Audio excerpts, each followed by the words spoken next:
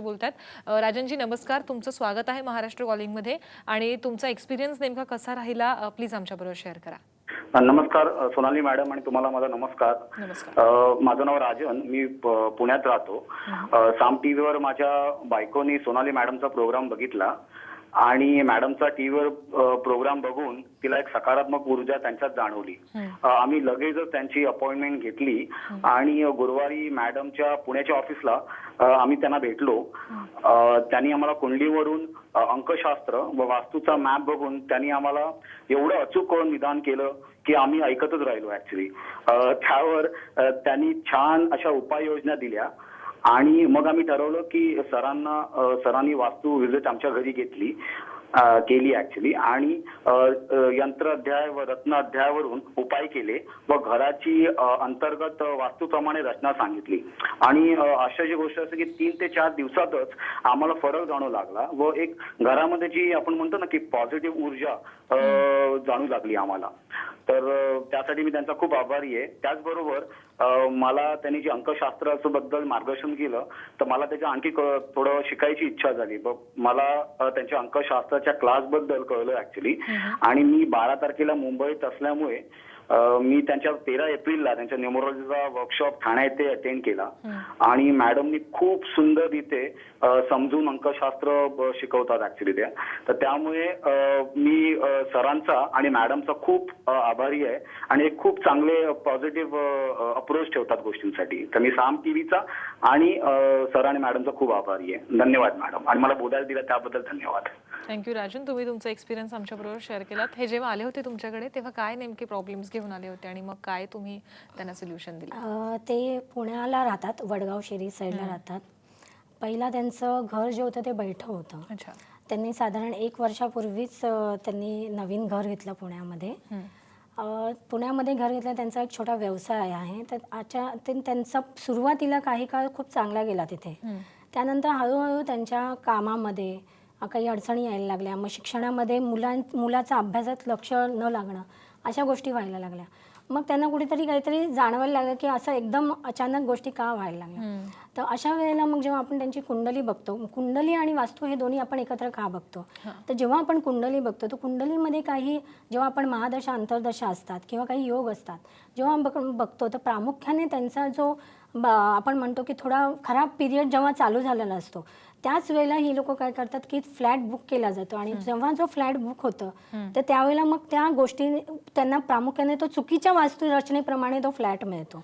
त्यामुळे ते बुकिंग होतं, त्यांचं फ्लॅट घेणं हे सगळं त्याच पिरियडमध्ये चालू असतं आणि तीच दशा साधारण एक 7-8 वर्ष पुढे चालू असणार असते आणि मग प्रामुख्याने त्या गोष्टीमध्ये ते पडल्यावर तिथे वास्तूमध्ये राहिल्या जातात.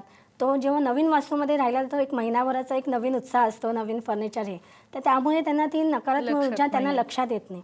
पण जसं हळूहळू ते तिथे राहायला लागतात, वास्तव्य करायला लागतात, मग त्यांना कळायला लागतं की नाही काहीतरी आता त्यांच्यामध्ये सगळं चेंज व्हायला लागलं. जॉबमध्ये प्रॉब्लेम्स येत आहेत, मुलाचं अभ्यासात लक्ष लागत नाही, घरी एक काहीतरी मानसिक टेन्शन आहे. मग त्यांनी त्यांच्या मिसेसनी प्रोग्राम बघितला तर तेव्हा मी 6 तारखेला म्हणजे आपला प्रोग्राम झाला त्याच्यानंतरच मी गुरुवारच्या दिवशी पुण्याला असते ऑफिसला.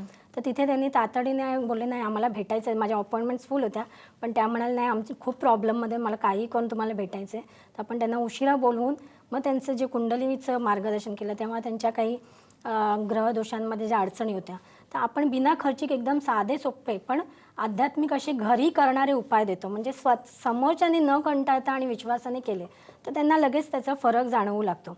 त्याचबरोबर सर हे जे वास्तूच्या व्हिजिटला जातात त्यांनी तिथे जाऊन यंत्र अध्याय केला, रत्न अध्याय. तर यंत्र अध्याय केल्यावर काय होते घरामध्ये पॉझिटिव्ह ऊर्जा निर्माण होते. मग त्यावेळेला तेव्हा जेव्हा ती पॉझिटिव्ह ऊर्जा निर्माण होते मग ती तशीच कशी स्टेबल ठेवायची त्यासाठी आपण त्यांना काही मंत्र किंवा काही स्तोत्र पठण करायला लागतो. जसं आपण बाजारात नवीन मोबाईल घेतो, आपल्याला फक्त तो 10 किंवा 20% चार्ज केलेला असतो, मग घरी येऊन तो आपण वारंवार चार्ज केलं. तसंच यंत्र अध्यायचं असतं. तुम्ही त्यांना जर स्तोत्र आणि मंत्राद्वारे सतत चार्ज करत राहिला तर मग तुम्हाला त्याचं चांगलं. म्हणून ते म्हणाले 2 ते 4 दिवसात जी सकारात्मक ऊर्जा त्यांना जाणवली ती ह्याच करणार आहे आणि त्याच्यात त्यांचं श्रेय त्यांनीच ते एवढा पुढाकार घेऊन त्या गोष्टी केल्या सांगितल्याप्रमाणे. नक्कीच. आता मी मगाशी तुम्हाला जो प्रश्न विचारला होता की 7.5मध्ये नेमके काय इफेक्ट बघायला मिळतात, मग विवाह असेल, तुमचं करिअर असेल, तुमच्या संतती असतील त्याच्यावरती?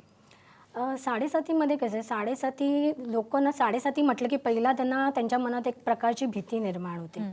आता साडेसाती ही भीती करण्याचं काम नाही आहे. साडेसातीमध्ये लग्न जमतात, लग्न सक्सेसफुली होतात, संतती प्राप्ती होते आणि चांगले जॉबही म्हणजे जॉब करिअरच्या ऑपॉर्च्युनिटीजही येतात. त्यामुळे साडेसाती हे पहिला घाबरून न जाण्याचं कारण आहे. म्हणजे ह्याच्यामध्ये काही प्रॉब्लेम्स येत नाही कुठल्याच गोष्टीत ना संते. म्हणजे जर तुम्ही साडेसातीमध्ये स्त्रिया म्हणता आम्ही प्रेग्नंट झालो, आमचे साडेसाती चालू म्हणजे काहीतरी आता प्रॉब्लेम येणार का, तर असं काही नाही आहे. साडेसाती ही कशासाठी मिळते, तुमच्या आयुष्य म्हणजे आता तुम्ही जेव्हा आपली पहिली साडेसाती येते त्याच्यानंतर एक साधारण 20-22 वर्षाने आपली दुसरी साडेसाती आहे. तर तो जो 20-22 वर्षाचा पिरियड असतो, तर हा तुमचा जी साडेसाती असते हा लर्निंग पिरियड असतो किंवा नवीन एक्सपिरियन्स गेन करायचा पिरियड असतो. तुम्हाला टप्प्याटप्प्याने त्या गोष्टी जाणवून देत असतं. तर ह्यासाठी ते तुमच्या वाईटासाठी ती साडेसाती नसते, ती ॲक्च्युली तुमचा ट्रेनिंग पिरियड असतो, तुम्ही नवीन एक्सपिरियन्स घेण्याचा पिरियड असतो. जेणेकरून जी तुमची पुढची 20-22 वर्ष आहे तर तो तुमचा एक्सपिरियन्स तुम्ही वापरून त्याचा संदर्भ लावून तुम्ही गोष्टी पुढे करू शकता. म्हणजे जर तुम्ही काही बिझनेसच्या रिलेटेड चुकीच्या डिसिजन्स घेतल्या असतील किंवा जॉब रिलेटेड काही डिसिजन्स घेतले असतील तर मग त्या पुढे जाऊन तुम्ही कशा करायचं. जर तुम्ही व्यवहारात कोणाकडून फसला तर त्या का कारणामुळे फसला हे साडेसाती दाखवतं. म्हणजे साडेसाती वाईट आहे किंवा शनी ग्रह हा वाईट आहे असं होत नाही. तो उलट तुम्हाला मार्गदर्शन करतो की तुम्ही कुठे चुकलात. आणि अशाच प्रकारे काय होतं, जेव्हा तुम्ही साडेसातीचा विचार करता तेव्हा ज्या उपाययोजना तुम्ही करता म्हणजे पण जर तुमचं कर्म चांगलं नसेल, म्हणजे आता एखाद्याला साडेसाती आहे ते म्हणतात आम्ही उपाययोजना करतो, आम्ही अमुक ठिकाणी गेलो उपाययोजना, पण तुम्ही घरी येऊन जर आईवडिलांना घरी त्रास देत असाल तर काही चुकीच्या गोष्टी करत असाल तर तुम्हाला साडेसाती नक्कीच चांगली जाणार नाही आहे. पण जर तुमचं कर्म चांगलं, ती जी पहिली साडेसाती तुमचं जर कर्म चांगलं असेल, तुमचा व्यवहार चांगला असेल तर नक्कीच तुम्हाला साडेसातीचा विचारही करायची गरज नाही. हे तुमच्या बॅक ऑफ माइंडमध्ये तुम्ही कुठेतरी एक निगेटिव्ह थॉट साडेसातीची झाली की साडेसाती म्हणजे आता माझं काहीतरी वाईट होणार, तर तसं नाही. नेक्स्ट आपल्याला एक अजून एक फोन येतोय अंबरनाथवरनं. समित आपल्याशी बोलतायत. समित आपला प्रश्न विचारा. बोला. हॅलो.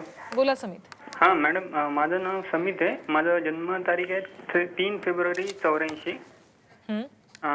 वेळ आहे 11:38 सकाळी आणि जन्म ठिकाण आहे गावदेवी मुंबई. ओके. मी व्ही केमिकल आहे. माझं अजून बिझनेससाठी मी तयारी करतोय. माझा बिझनेस सुरू होत नाहीये आणि मला लग्नाचा पण प्रॉब्लेम आहे. अच्छा. लग्न होत नाही याचे पण प्रॉब्लेम. 3 फेब्रुवारी 1984. समज तुमचं काय होतं, तुमचा नेचर ना थोडासा रिजिड आहे आणि तुम्हाला कसं अधिकार गाजवायचे म्हणजे तुम्ही कुठे तडजोड करायला रेडी नसता गोष्टींमध्ये.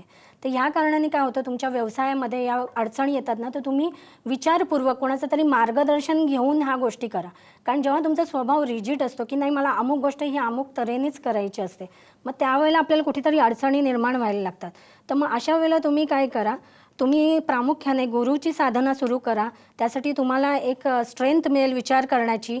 त्याबरोबर गणपतीची आराधना करा आणि त्या अनुषंगाने तुम्ही सध्या शनी महाराजांची आराधना करा. ती तुम्हाला खूप उपयोगी पडेल. त्यांचे मंत्र असेल, स्तोत्र असेल किंवा काही तुम्ही जप करू शकता. तर ह्याच्यातून तुमच्या अडचणी नक्कीच उलगडेल आणि तुमच्या स्वभावावर पहिला तुम्ही काम करून थोडंसं विचारपूर्वक आणि दुसऱ्यांचं मार्गदर्शन घेऊन काम करा. नक्कीच महाराष्ट्र कॉलिंगमध्ये ही चर्चा आपल्याला अशीच सुरू ठेवायची आहे. पण एक छोटासा ब्रेकची वेळ झालेली आहे. तुम्ही कुठेही जाऊ नका, पाहत रहा महाराष्ट्र कॉलिंग.